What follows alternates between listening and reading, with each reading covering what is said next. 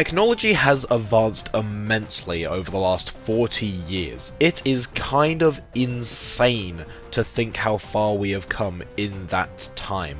And especially in the video game world, new consoles have so much technology crammed into them, and some of the controllers are more advanced than older systems. I mean, Ultra Kill has controller compatibility for vibrating sex toys.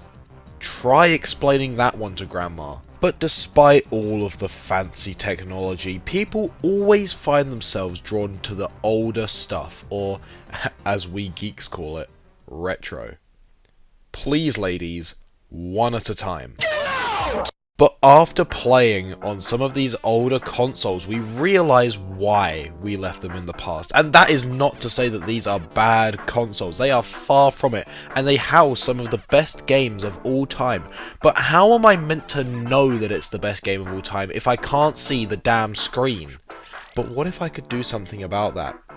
Spoiler warning, I can. Console modding is not a new idea, and to clarify here, I'm talking about hardware modding. I find it incredible what some really talented people can do with these things, and there's such a spectrum from a simple shell swap to essentially making an entirely new system. I personally am in love with console modding. I am all for keeping it classic and how it's intended to be, but that's why I have multiple.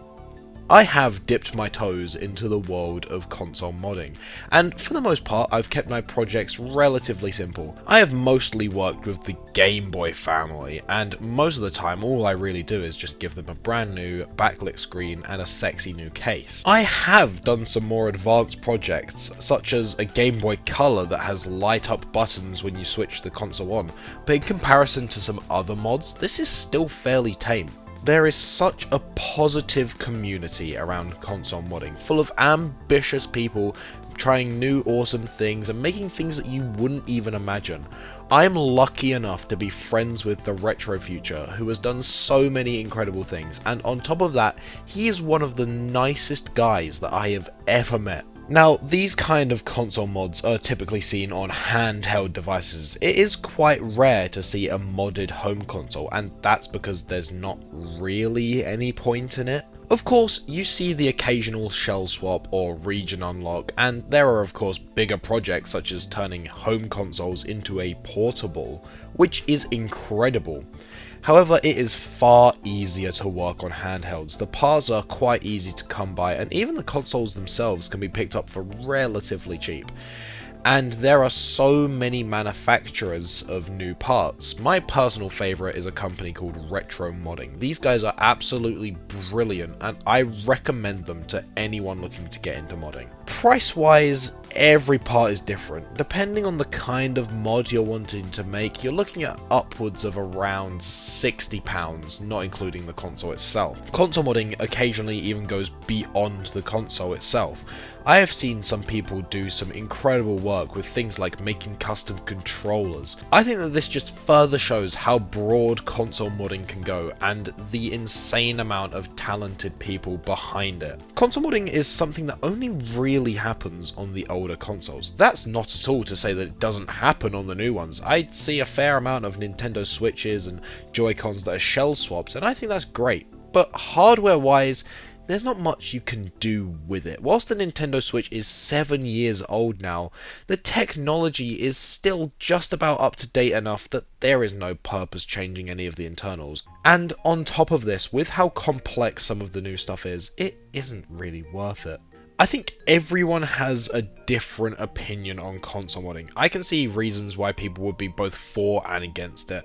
I think that a lot of people think that consoles should be left as they are out of the box, and I completely get this.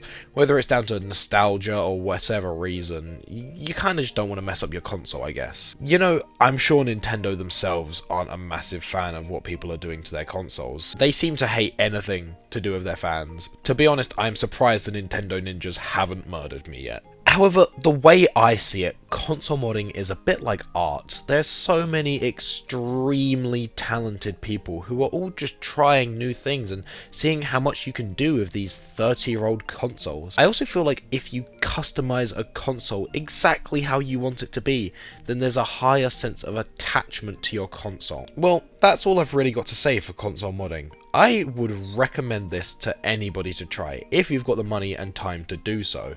And also, if you have yourself dabbled in console modding, then please let me know in the comments what some of your projects have been, because I'm so interested and I would love to know. Anyway, my brand new controller just got here, so I'm gonna get back to playing Ultra Kill now.